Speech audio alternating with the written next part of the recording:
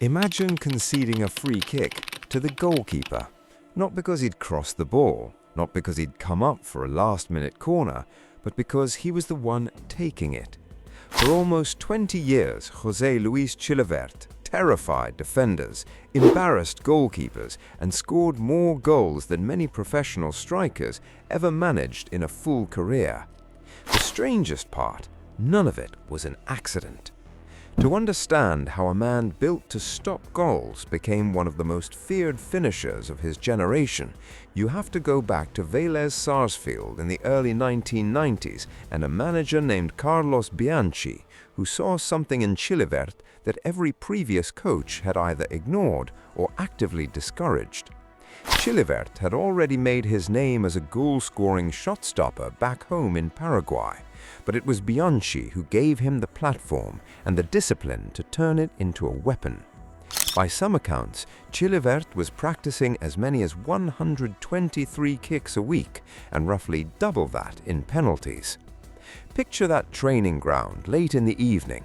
The rest of the squad has already showered, dressed, gone home, and the floodlights are starting to dim, and Chilavert is still out there alone, taking free kick after free kick into an empty net, adjusting his run-up by inches, resetting the ball, going again. Nobody's watching, except a coach who's stayed behind to see just how long he'll keep going. That's why none of it was luck. Luck doesn't need an empty stadium and a setting sun to show up for work. The results arrived almost immediately.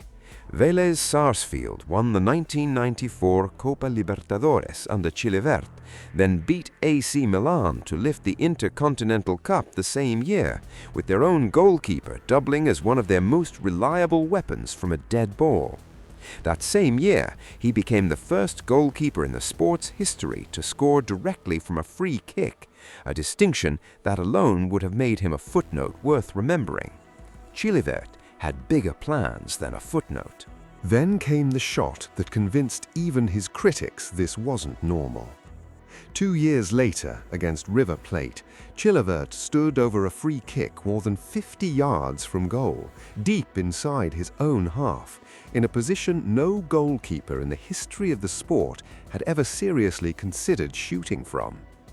Legend has it he told his own teammates beforehand exactly what he was about to do. The ball climbed, dipped, and dropped over a stranded German Borgus into the net, and for a moment the entire stadium simply stopped, trying to process what it had just watched a goalkeeper do from inside his own box.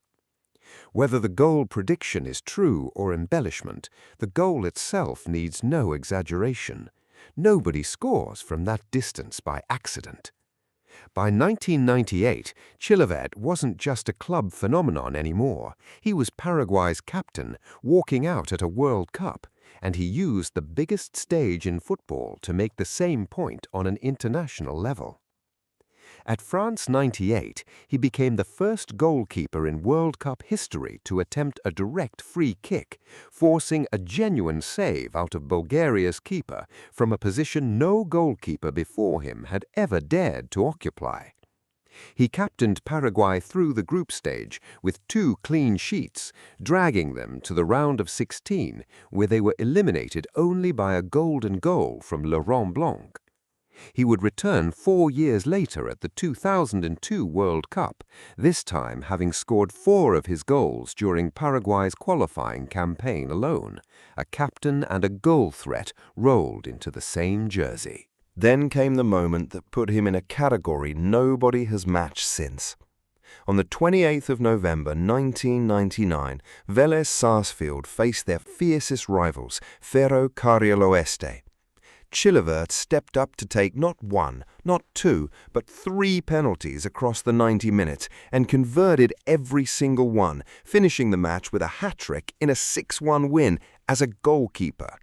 It remains to this day the only hat-trick ever scored by a player in his position in a professional match.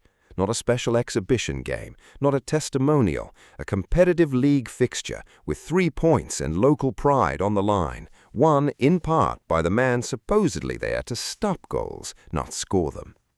By the time he retired in 2004, the numbers told a story that still sounds invented until you check the record books yourself.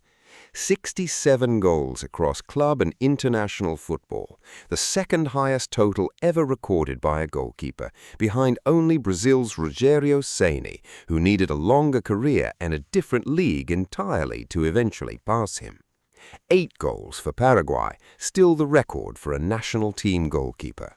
17 career penalties converted. 3 IFFHS World's Best Goalkeeper Awards in 1995, 1997, and 1998 proved that none of the goal scoring ever came at the expense of the job he was actually employed to do. 9 major trophies at Vélez alone, a Coupe de France winner's medal with Strasbourg in 2001, sealed fittingly with Chilavert converting the winning penalty in the shootout himself. Here's the number that actually captures what he did to the sport. Opposing managers started preparing for Chilavert's free kicks the exact same way they prepared for the world's most dangerous strikers, setting walls, assigning markers, briefing their own goalkeeper on his tendencies, all for a man whose day job was standing 60 yards away guarding the opposite net. Nobody builds a defensive plan around a goalkeeper. Teams build plans around Chilavert. José Luis Chilavert didn't become football's most unlikely goal scorer because he got lucky in front of goal a few times across 2 decades. He became it because he refused to accept that his position came with a ceiling. Every kid who's ever been told to stay in your box, to stick to your job, to leave the glory to somebody else, has a version of Chilavert's answer available to them now. He never stopped being a goalkeeper, he just refused to only be one. If you enjoyed this video, please consider subscribing, leaving a like, commenting below, and sharing it with other football fans. Thank you for watching.